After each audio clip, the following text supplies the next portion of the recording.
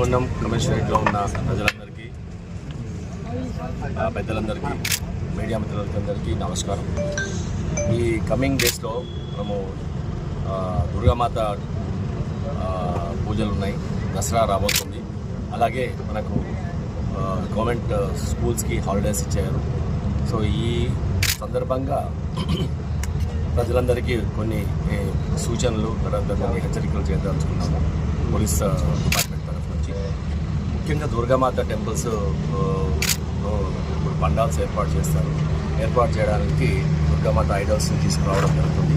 మనము వినాయక చవితి జరిపేటప్పుడు ఎలాగా తీసుకొస్తామో ఇలాగా విగ్రహాలు తీసుకొచ్చేటప్పుడు చాలా జాగ్రత్తలు, ఇంతకుముందు మేము ఏదైతే జాగ్రత్తలు మేము ఆల్రెడీ పబ్లిక్కి చెప్పామో, లైక్ పండాలు ఏర్పాటు చేయడంలో ఎలక్ట్రిసిటీ పర్మిషన్ ఉండాలి.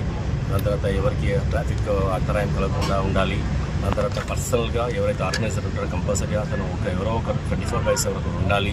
దాని తర్వాత అక్కడ దీపాలు చేసినప్పుడు ఏ స్ట్రే డాగ్స్ కానీ జంతువులు కానీ లోపలికి పోకుండా ఉండడానికి మొత్తం బ్యారికేడ్స్ పెట్టుకోవాలి, సీసీ కెమెరా పెట్టుకోవాలి, లైటింగ్ ప్రాపర్గా ఉండాలి, వాటర్ పెట్టుకోవాలి, ఫైర్ వాళ్ళకు కూడా చెప్పి పెట్టుకోవాలి. సో అక్కడ ఏదైనా దీపాలు పెరిగినప్పుడు ఏదైనా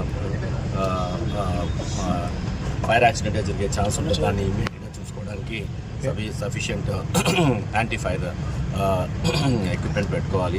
అలాగే తెచ్చేటప్పుడు ఐడల్ తెచ్చేటప్పుడు ఆర్గనైజర్ కంపల్సరీగా చిన్నపిల్లలకి తర్వాత యూత్కి వదిలేసి ఉండకుండా తర్వాత ఆర్గనైజర్ కంపల్సరీగా ఉండి విగ్రహాన్ని తేవడము, ప్రతిష్టాపన చేయడము, మళ్ళీ ఈ 9 రోజుల నవరాత్రుల తర్వాత నిమజ్జనాన్ని కూడా అలా జాగ్రత్తగా వెళ్ళిపోవాలి. ప్రతి విగ్రహాల్లో వచ్చే ఒక క్లస్టర్ లాగా ఏర్పాటు చేశాము. ఆ క్లస్టర్లో ఒక కానిస్టేబుల్, మినిమం ఒక కానిస్టేబుల్, ఒక పెట్రోల్ కార్లు, తర్వాత బ్లూ కోల్డ్, తర్వాత నైట్ రౌండ్లో ఆఫీసర్స్ అందరూ అబ్జర్వ్ చేస్తుంటారు. సో దీంట్లో సందర్భంగా 566 విగ్రహాలు ఇక్కడ మన కమిషనరేట్లో పెట్టడం జరిగింది. ఈ అందరూ కూడా ఆర్గనైజర్స్ పర్మిషన్ తీసుకోవాలి.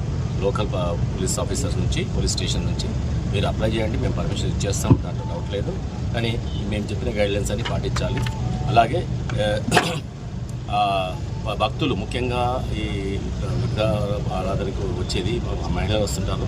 మహిళలు వచ్చినప్పుడు చాలా జాగ్రత్తగా అక్కడ మా షీ టీమ్స్ కూడా తిరుగుతూ ఉంటుంది. ఎవరు ఆకతాయి పనులు చేసినా ఇమీడియట్గా మాకు తెలిసిపోతుంది, వాళ్ళని చట్టపరంగా చర్య తీసుకుంటాం. అది గమనించాలి. అలాగే